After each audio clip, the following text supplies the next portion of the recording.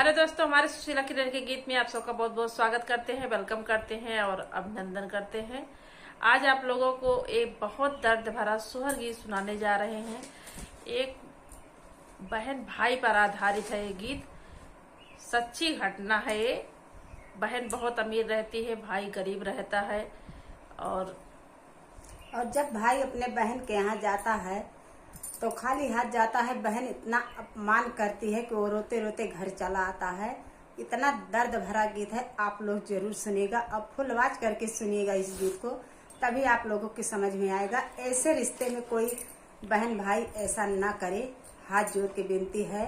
भाई गरीब हो या अमीर हो, हाँ, उसकी बहन भाई हमेशा का मदद करनी चाहिए। अगर बहन गरीब है तो भाई को बहन की कदर हमेशा देखभाल करनी चाहिए। अगर भाई गरीब है तो बहन को उसको देखना चाहिए। खून का रिश्ता है, भाई बहन का प्रेम अटूट रिश्ता होता है।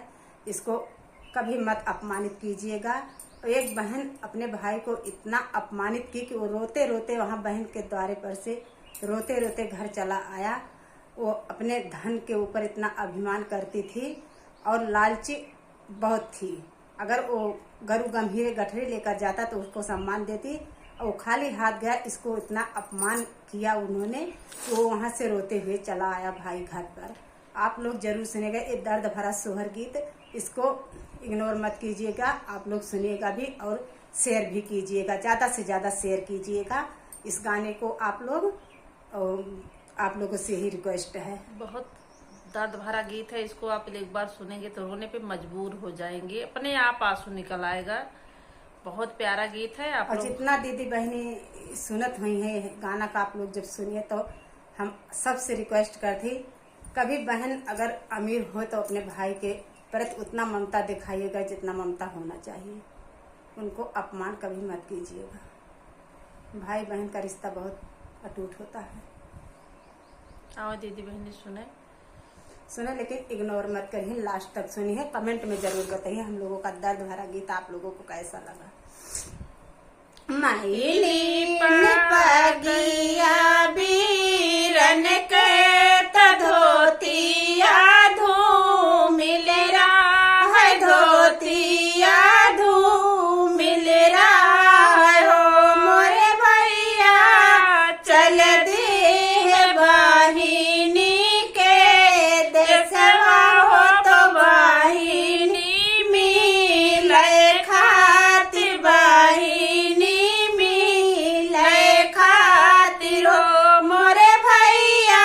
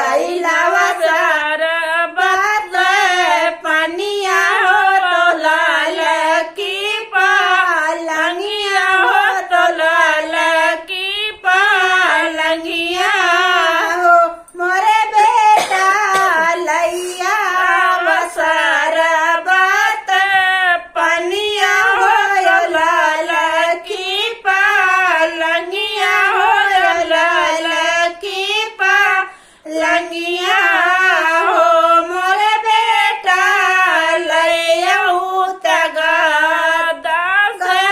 लई चाहो बिराना मोरे बैठै हो मामा जी तोहरे बैठै हो मोरे बेटा लैयऊ तगा दासेगा लई चाहो बिराना मोरे बैठै हो मामा जी तोहरे बैठै हो मोरे रामा तब उठी बीराना का भेटै हो गले से ला गाँव हो हा के भारी भेटै हो हा के भारी भेटै हो मोरे रामा तब उठी बीराना का भेटै हो हा की भार